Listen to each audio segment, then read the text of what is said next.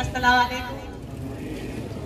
कठोरा गांव की तमाम सरदारी, मेरे साथ 4 दिन से लगातार चल रहे मेरे बड़े बुजुर्ग नाना गांव की सरदारी, मेरे बड़े भाई जावेद, छोटे भाई शाहरुख और मेरे बुजुर्गों, नौजवान साथियों, बच्चों, मैं आप लोगों को बहुत शुक्रगुजार हूँ और माजरत भी चाहती हूँ कि सुबह 9 बजे का प्रोग्राम था और अब लगभग 1:30 बज गया। आपका इतना लंबा इंतजार करवाया, लेकिन आप लोगों की मोहब्बतें मुझे इतनी मिल रही हैं कि जहां जहां जा रही हूँ वहां सैकड़ों में लोग इस्तकबाल कर रहे हैं मेरा। तो ये आप लोगों की मोहब्बत का मैं कर्जदार हो रही हूँ, इसी वजह से मैं आपके यहाँ पर देख पाऊंगी, जिसके लिए मैं आप लोगों से दोबारा माजरत चाहती हूँ। और मैं बहुत फक्र भी महसूस कर रही हूँ कि 1200 किलोमीटर दूर आकर महाराष्ट्र के मेवाती गांव में, ये सबसे बड़े गांव में मुझे आप लोगों से मिलने का मौका मिल रहा है। आप लोग मेरा इतना अच्छा इस्तकबाल कर रहे हो और मुझे सुनने के लिए लगातार सुबह 5-6 घंटे से आप यहाँ बैठे हो। मैं एक बहुत फिक्र लेकर चली थी मेवात से कि जो मेरे मेवात महाराष्ट्र में मेवाती भाई हैं, वो किस तरह का जीवन जी रहे हैं, कैसे उनमें तालीम है, किस तरह का उनका रहन सहन है, किस तरह का कल्चर है, उस चीज को जानने के लिए और अपनी मेवात की जो अच्छाई है यहाँ लाने के लिए और जो यहाँ की खूबसूरत चीजें हैं अपने मेवात में वापस ले जाने के लिए आई। मेवात कैसा है कैसे बाजो नाव, मेवात कैसो है कैसे बाजो नाव, कौन मुलक को कौन बसायो गाँव, कौन मुलक को कौन बसायो गाँव, नू तो सारी जात बसा हाँ एक ही साथ, नू तो सारी जात बसा हाँ एक ही साथ, अपर मेव घनी तादाद में या मारे बाजे मेवात, अपर मेव घनी तादाद में या मारे बाजे मेवात। मैं फख्र करती हूँ कि मैं उस कौम से हूँ, उस मेव कौम से हूँ जिस कौम की वजह से एक इलाके का नाम पड़ा, उस इलाके का नाम पड़ा, मेव कौम की वजह से मेवात का नाम पड़ा। मैं फख्र महसूस करती हूँ मैं उस मेव कौम से हूँ जिस कौम के लिए महात्मा गांधी जी ने कहा था कि मेव कौम देश की रीढ़ की हड्डी है।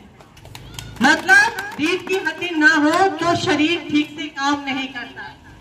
और मुझे फख्र है मैं उस कौम से ताल्लुक़ रखती हूँ जिस कौम ने कभी भी, जिस कौम के ऊपर कोई भी बादशाहत नहीं कर पाया, कोई भी हमें झुका नहीं पाया। हम हमेशा सबके सामने सर उठाकर जीते रहे, कभी किसी के सामने सिवाय अपने अल्लाह पाक के किसी के सामने सर नहीं झुकाया।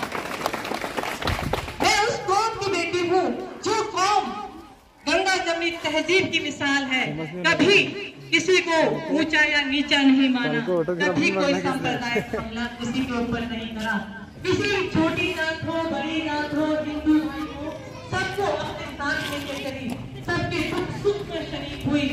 मैं उस कौम की बेटी हूँ जिसमें मेहमान नवाजी खूब कर खड़ी है, जिसमें दस्तरखान 24 घंटे हाजिर रहता है, कभी कोई मुसाफिर जहाँ से भूखा नहीं जा सकता, कभी किसी कोई भी मांगने वाला जहाँ से खाली हाथ नहीं जा सकता। मैं उस कौम की बेटी हूँ और मुझे नाज है कि मैं मेव कौम की बेटी हूँ। मुझे फख्र महसूस होता है कि मैं अपनी इस मेव कौम की बेटी हूँ। मेरा अल्लाह पाक ने पैदाइश मेव कौम में की। मुझे फख्र है मैं उस जमीन की बेटी हूँ जो साहस वीरता का प्रतीक है।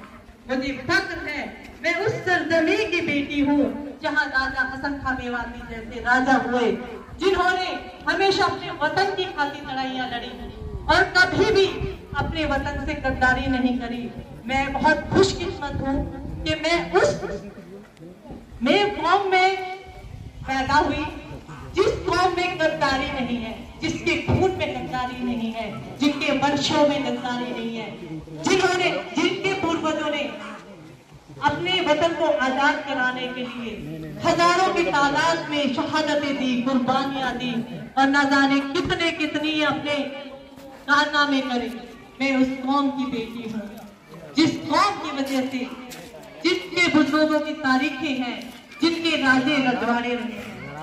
और मैं बहुत फख्र करती हूँ अपनी कौम पर कि हम तो राजे रजवाड़ों की औलाद हैं, हम तो योद्धाओं के उत्तराधिकारी हैं, हम कमजोर नहीं हैं। हमारे जो पूर्वज थे वो तो बहुत साहसी थे, हम किसी मसले में कमजोर नहीं रहे, कोई हमारे ऊपर बादशाहत न कर पाया। चाहे किस सांस तक इसी फख्र के साथ रहेंगे कि जो चीजें हमारे बुजुर्गों ने हमें दी उन चीजों को अपने साथ लेकर चलेंगे। अपने इसी फिक्र के साथ जो हमारे बुजुर्गों की तारीखें थी, जो उनका रहन सहन था, जो उन्होंने हमें कल्चर दिया, जिनकी बुनियाद पर आज भी ये देव कौम जिंदा है, उनके लिए उनको सारे अपनी जो नए नस्ल के बच्चे हैं, जिन्होंने पहले वो बुजुर्ग नहीं देखे या बुजुर्गात की बातें नहीं सुनी, उन्हीं के लिए मैंने वीडियोस बनानी शुरू करी। और उन वीडियोस में अपने पुरखों की, अपने बुजुर्गों की तारीखी एतबार से सारी चीजें डालने की कोशिश करी, शुरुआत करी। उनका रहन सहन कैसा था, कैसा कल्चर था, और वो वीडियोस आप लोगों ने बहुत पसंद करी, बहुत सारा मान सम्मान दिया, जिनके लिए मैं आप सब लोगों की बेहद शुक्रगुजार हूँ। और इंशाअल्लाह ये वीडियोस मील का पत्थर साबित होंगी हमारे नौजवान तबके के लिए, जिनसे वो अपने बुजुर्गों की तारीख जो थी हमारी वो समझ सके। मेव और मेवाती नू जग में विख्यात, सदा लड़े वतन के साथ ना, सदा लड़े वतन के साथ ना पूछी कभी कोई जात। मेव और मेवाती नू जग में विख्यात, सदा लड़े वतन के वास्ते ना कभी पूछी किसी की जात। मेवात के जितने भी हमारे बुजुर्ग रहे हैं, जितने भी राजा रहे हैं, कभी उन्होंने ये नहीं सोचा कि हमारे जो खिलाफ जिसके खिलाफ हम युद्ध लड़ रहे हैं वो कौन सा बादशाह है, किस तरह का है, वो अपने धर्म भाई है या धर्म भाई नहीं है। हमेशा अपने वतन की खातिर, अपने वतन की खातिर राजा हसन खां मेवाती ने खानवा के युद्ध में राजा राणा सांगा का साथ दिया था, अपने धर्म भाई बाबर का साथ नहीं दिया था। तो ये हमारी वतन परिस्थिति की एक जीती जाती मिसाल है, जो इतिहास में, मैं ये बात मैं नहीं कर रही, ये इतिहास कह रहा है, ये तारीख कह रही है कि हम वतन परस्त कौम है, हम दगाबाज कौम नहीं है, हम दगाबाजी हमारे खून में नहीं है। और हमारी कौम इतनी सारी खूबियां हैं, शायद अगर मैं बयान करना शुरू करूं तो शाम तक भी बयान नहीं हो सकती।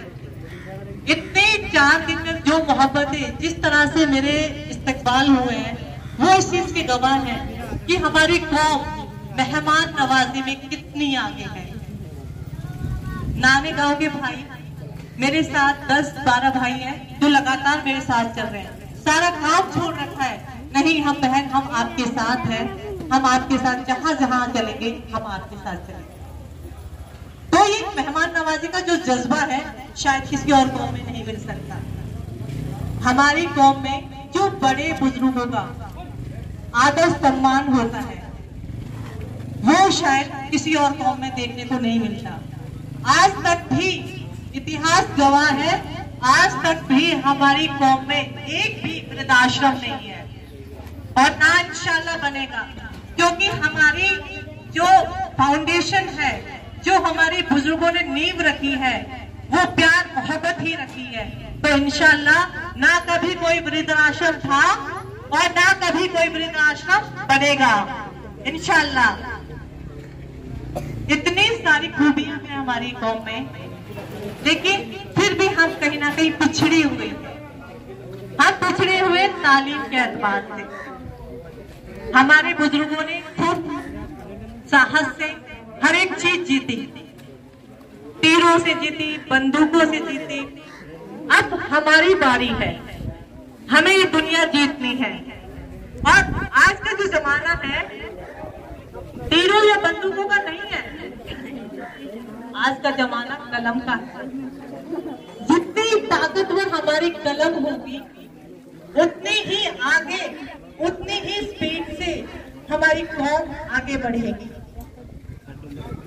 बहुत अच्छा लगा कठोरा गांव में कि यहाँ एमडी तक बच्चे हैं, एमडी है, यहाँ डॉक्टर्स भी बताए, एमबीबीएस भी बताए, इंजीनियरिंग, तो बहुत अच्छी बात है। लेकिन जो तादाद है, तादाद कम है, इस तादाद को बढ़ाना है।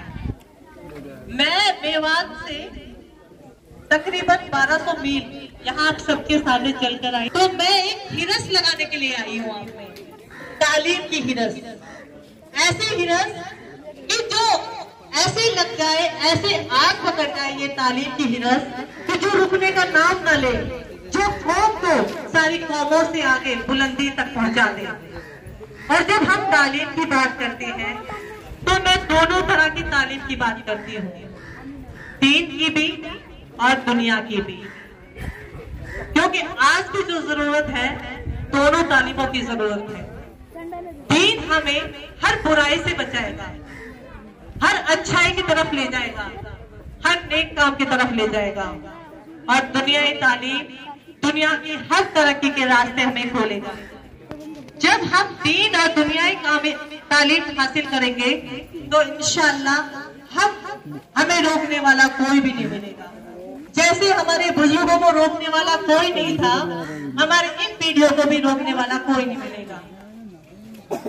जो हमारा जवान तबका है आज पबजी में कहीं ना कहीं ये सोशल मीडिया के गलत सोशल मीडिया के चक्कर में है, ये पबजी के चक्कर में है। आजकल बच्चे जहां बैठो वहां गेम खेलने में लगे हुए हैं। तो अगर किसी कौम का जो नौजवान नस्ल है वो उसकी ताकत होती है, और अगर वो ताकत बिगड़ जाए ना तो मुश्किल है उस कौम की तरक्की तक जाना, वो कौम तबाह बर्बाद हो जाती है। ऐसी बहुत सारी कौमें हैं जिनके बुजुर्गों ने बहुत साहस के काम करे, बहुत वीरता पूर्वक जिए, लेकिन उनकी आने वाली नस्लों ने उन्हें खत्म कर दिया, उन्हें बर्बाद कर दिया, और वो कौम बर्बाद हो गई। तो हमें उन कौमों की तरह बर्बाद नहीं होना है। जो कुर्बानियां, जो चीजें हमारे बुजुर्गों ने हमें दी, उन विरासत को संभाल के रखना है, और विरासत को संभाल कर आगे लेकर चलना है, और तरक्की के उसी रास्ते में चलना है जहां और कौमें हैं, उस कतार से हमें आगे निकलना है। और जितने भी बुजुर्ग यहाँ बैठे हैं, नौजवान साथी जो हैं, बच्चे हैं, सभी से मैं गुजारिश करूंगी कि आप पढ़ें, जितने से ज्यादा पढ़ें। हमारे बच्चों में कोई कमी नहीं है, बहुत दिमाग है माशाल्लाह, बहुत जहन है, लेकिन थोड़ी सी कमी हमारे माहौल की है। हम कहीं ना कहीं माहौल नहीं दे पा रहे, या हमारे पास इदारों की कमी है, तो ये हमारी माहौल की कमी हो पा रही है। तो मैं सभी बड़े बुजुर्गों से गुजारिश करूंगी कि अपने बच्चों को माहौल दें, ऐसा माहौल दें कि जिसमें उन्हें पढ़ाई की जो खासियतें हैं वो नजर आए, पढ़ाई की क्यों इम्पोर्टेंस है, क्यों हमें पढ़ना चाहिए, ये हमारे बड़े बुजुर्ग बताएं। और पढ़ाई जो है वो सिर्फ बेटी के एतबार से बात नहीं करनी है, बेटी के लिए बेटी के एतबार से भी बेटी को पढ़ाइए, क्योंकि अगर बेटा पढ़ता है तो एक घर रोशन हो रहा है हमारा, और अगर एक बेटी पढ़ जाती है तो 2 घर रोशन कर सकती है, अपना घर और अपने ससुराल का घर। और जो माँ पढ़ी लिखी होती है वो अपने बच्चे को अच्छे से तरबियत कर सकती है। माँ तो सभी कोशिश करती है कि अच्छे से तरबियत करे, लेकिन तालीम याफ्ता माँ और अच्छे से तरबियत कर सकती है। बच्चे का जो मदरसा, पहला मदरसा होता है वो उसकी माँ होती है, गोद से शुरुआत होती है उसकी, और माँ जैसा उसे सिखाती है वैसा ही वो बच्चा सीखता है। तो माँ को पढ़ाओ, बच्चों को पढ़ाओ, बच्चियों को पढ़ाओ।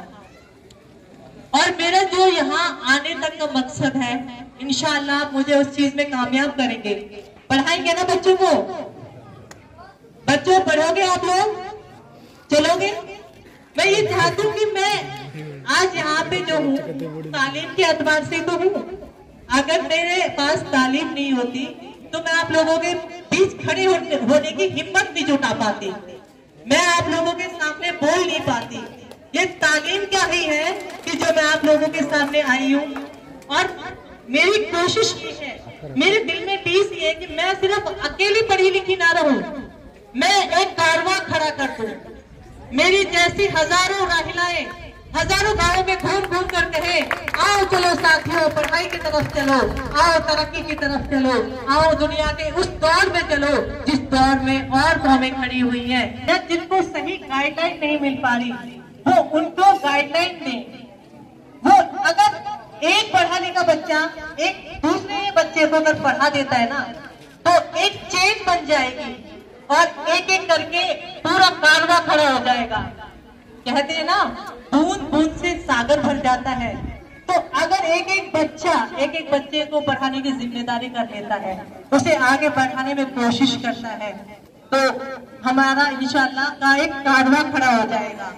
हमारा भी हर जगह हिस्सा हो जाएगा, चाहे वो ब्यूरोक्रेसी हो, चाहे वो डॉक्टरी लाइन हो, चाहे कोई वकालत की लाइन हो, चाहे वो टीचिंग की लाइन हो, चाहे वो कोई भी लाइन हो, हर जगह हमें हमारा हिस्सा हो जाएगा। तो आप मुझे अपना हिस्सा दोगे? लेंगे ना हम अपना हिस्सा हर जगह? ये हमारा हक है। तालीम जो है ये हर मर्द और औरत हर एक का एक बुनियादी हक है। तालीम सिर्फ मर्दों के लिए नहीं है, औरतों के लिए भी जरूरी है। हुजूर सल्लल्लाहु अलैहि वसल्लम ने एक रिवायत में है कि हुजूर सल्लल्लाहु अलैहि वसल्लम ने कहा कि अगर एक वालिद अपनी औलाद को कोई अच्छा तोहफा दे सकता है तो वो है अच्छी तालीम। तो तालीम को जिस मजहब में इतना खास बताया है, तो क्यों वो कौम तालीम से पीछे है? और मैं यहाँ जब मैं अपने घर से चली तो 10 दिन का मैं टाइम लेके चली। उस टाइम को लेकर जब चली तो मुझे लगा कि शायद 10-12 दिन मैंने जो लिए हैं ये बहुत ज्यादा हो गए। मैं बहुत दूर जा रही हूँ अपने घर से, पता नहीं कैसे लोग होंगे, कैसे उनके साथ मेल मिलाप होगा, किस तरह से वो बात करेंगे। लेकिन अल्लाह तो शुक्र है, जो मैं 1200 मील पीछे छोड़कर आ रही हूँ, वही मेवकौम मुझे यहाँ मिल रही है। वही जज्बा, वही सब कुछ, वही खासियतें यहाँ मिल रही है। बस एक थोड़ा सा तालीम के मामले में थोड़ा सा पीछे है। तो इंशाल्लाह मिलकर हम काम करेंगे और इंशाल्लाह साथ दोगे ना मेरा इस चीज में। और एक यहाँ मुझे बहुत अच्छी चीज लगी, वो आपकी जो इज्तिमाई शादियां होती है ना, वो बहुत खूबसूरत चीज है आपकी यहाँ पर। इंशाल्लाह ये तोहफा जो आपका है इज्तिमाई शादियों का, जिसे आप सम्मेलन कह रहे हैं, सामूहिक विवाह कह रहे हैं, ये कोशिश करूंगी कि हरियाणा के मेवात में भी शुरू हो। जो यहाँ की खूबसूरती है मैं वहां तक लेके चलो उस खूबसूरती। और बस इतना ही कहूंगी। और एक चीज तो कहूंगी कि आप लोग भी मेवात आइए। मेवात जो है आपके पुरखों की जमीन है, उनकी पैदाइश गाह है, वहां उनके तारीखी चीजें हैं, वहां उनके किले हैं, वहां उनका सारा कल्चर समेटे हुए हैं। वो तो उस कल्चर को देखिए, उसको अपने समेट कर लाइए और अपनी नौजवान नस्लों को वो तोहफा लाकर दीजिए जो हमारे बुजुर्गों ने वहां समेट कर रखा है। अपने हाथों में उसके भरते लाइए और अपने नौजवान तबके को उसे दे दीजिए। और नौजवान तबके को कहूंगी कि अपने बुजुर्गों के उसी इरादे पर, उसी साहस पर चलो और आगे बढ़ो और उनका नाम वैसे ही इस कौम का रोशन करो जैसे हमारे बुजुर्गान ने किया था। और हमें फक्र होना चाहिए, हम मेव कौम से हैं, ये फक्र करने की बात है, फक्र की कौम है। हमें जरूरत ही नहीं है, ना हमें पठान लगाने की जरूरत है, ना हमें पटेल लगाने की जरूरत है। हम तो छाती ठोक के कह सकते हैं हम तो मेव की औलाद है, हमें कुछ और कहने की जरूरत नहीं है। हम मेव है, वैसे छाती ठोक के कहेंगे हम कहीं। अब जैसे आपका अपना रिजर्वेशन वाला चल रहा है मुद्दा, तो कि कोई मिस्टेक हुई है कहीं, कुछ हमारी तालीम की कमी रही या हमारी जो भी कमी रही है उस वजह से हमारा रिजर्वेशन में दिक्कत आ रही है। तो अभी मैं देख रही हूँ कि जो हमारे नए बच्चे हैं उनकी टीसी में मेवाती लिखाया जा रहा है, जो कास्ट हम लिख रहे हैं वो मेवाती लिख रहे हैं। मैं आप लोगों से गुजारिश करूंगी कि मेवाती जो है वो कोई जाति नहीं है। मेवाती तो हर उस शख्स को कहा जाता है जो मेवात में रहता है, चाहे वो कोई भी जात से हो। मेवात इलाके में रहने वाले आदमी को मेवाती कहा जाता है। मेव एक मेव ही जाति है, मेव जाति है, मेवाती कोई जाति नहीं है। तो मैं आप लोगों से गुजारिश करूंगी कि जो आपका कास्ट का जो कॉलम है उसमें मेव लिखे, मेवाती ना लिखे, नहीं फिर से वो तकरार शुरू हो जाएगी। जो मेव और मेवात में वो कंफ्यूजन क्रिएट कर देगा आगे कि कौन सी जात है। तो हमें सिर्फ मेव लिखना है और इंशाल्लाह जो हम इस चीज में आप लोगों की मदद कर सकते हैं, क्योंकि हरियाणा राजस्थान के मेवा को रिजर्वेशन का फायदा मिल रहा है, हमें सारे फायदे मिल रहे हैं। तो जो कोशिश हम कर सकते हैं वो कोशिश करेंगे, जिस तरह से मदद कर सकते हैं, चाहे वो कोई कागज लेने हो, चाहे कोई आप कानूनी कार्रवाई करनी हो, जिस तरह की भी हम मदद के लायक आप लोग हमें समझोगे, जो ड्यूटी जहां लगाओगे इंशाअल्लाह वहां हम खड़े मिलेंगे। मैं एक काम लेकर चल रही हूँ, इंशाल्लाह आप लोगों की दुआएं रही तो इंशाल्लाह होंगी। मैं अपनी कौम को एक प्लेटफॉर्म पर लाना चाह रही हूँ जिससे हमारी जो तादाद है वो दिखे। हम तादाद में बहुत ज्यादा है लेकिन क्या है, बिखरे हुए हैं, किसी एक प्लेटफॉर्म पर नहीं है। और तादाद में जो ताकत है वो आप सब समझते हो। तो तादाद की ताकत से हमारी जो भी समस्याएं रहेंगी इंशाअल्लाह हम उनकी कोशिश करेंगे हल करवाने की भी। और मेरी कोशिश रहेगी कि जितने भी मेव हैं उन सबको किसी ना किसी चीज के प्लेटफॉर्म पर जोड़ दूं।